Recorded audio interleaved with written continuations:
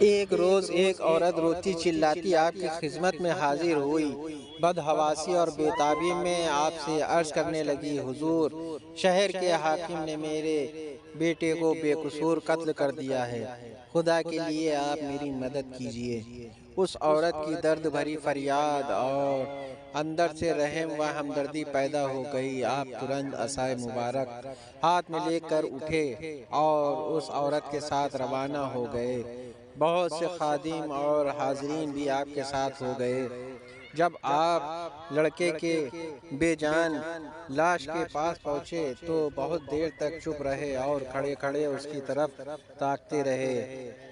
پھر آگے بڑھ کر اس کے جسم پر ہاتھ رکھ کے فرمایا، اگر تو بے گناہ مارا گیا ہے تو اللہ کے حکم سے زندہ ہو جا۔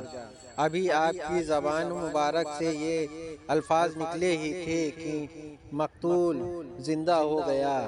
آپ نے اسی وقت فرمایا، بندے، اللہ تعالیٰ اسے اس قدر نسبت پیدا کرنی چاہیے کہ جو کچھ خدا تعالیٰ کی درگاہ میں عرض کرے قبول ہو جائے، اگر اتنا بھی نہ کرے تو فقیر نہیں ہے۔ کہتے ہیں کہ آپ ایک بار ایک گھنے جنگل سے گزر رہے تھے۔ وہاں آپ کا سامنا کچھ کفار لٹیروں سے ہو گیا، جن کا کام یہ تھا کہ مسافروں کو لوٹتے تھے، اور اگر کوئی مسلمان مسافر ہوتا تو سامان لوٹنے کے علاوہ اسے قتل بھی کر دیتے تھے۔ جب وہ ڈاکو بری نیت سے آپ کی طرف آئے تو عجیب تماشا ہوا۔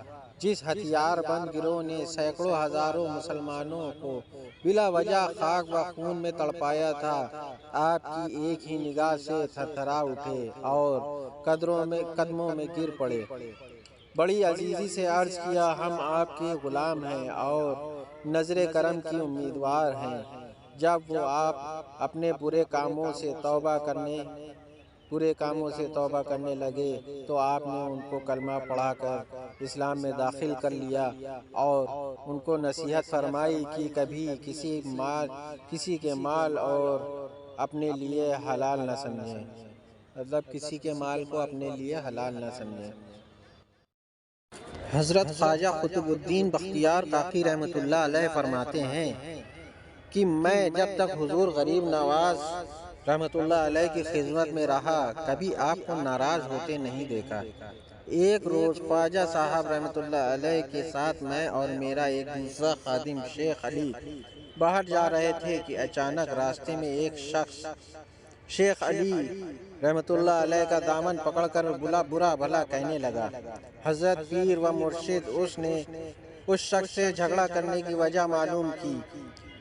اس نے جواب دیا کہ یہ میرا قرض دار ہے اور قرض ادا نہیں کرتا۔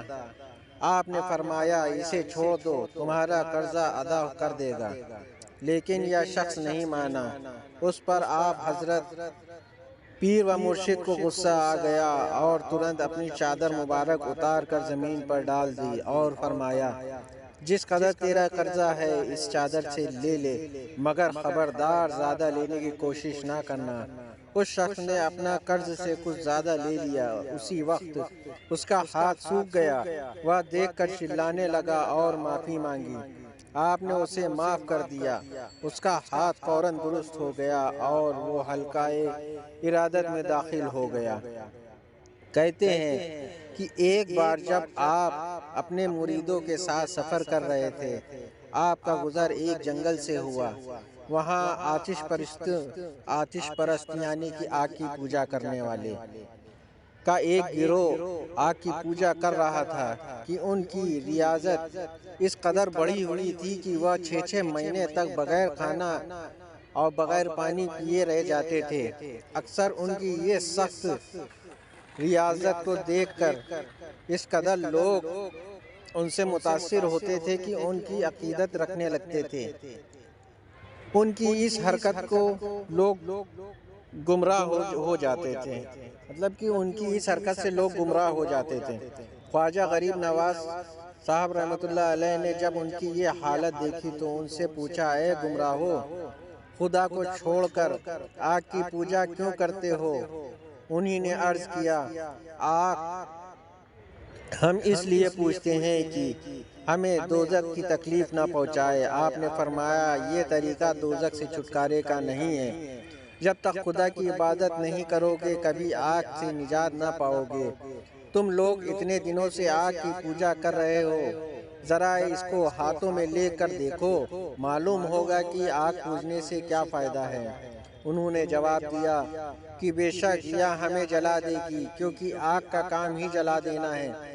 مگر ہم کو یہ کیسے یقین ہو کہ خدا کی عبادت کرنے والے آگ سے نہیں جل سکیں گے؟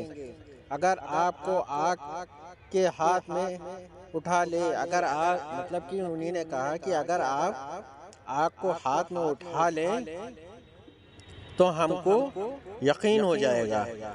آپ نے جوش میں آ کر فرمایا مجھ کو تو کیا یہ میری جوتیوں کو بھی آگ نہیں جلا سکتی۔ آپ نے اسی دم اپنی جوتیاں اس آگ کے الاؤ میں ڈال دی۔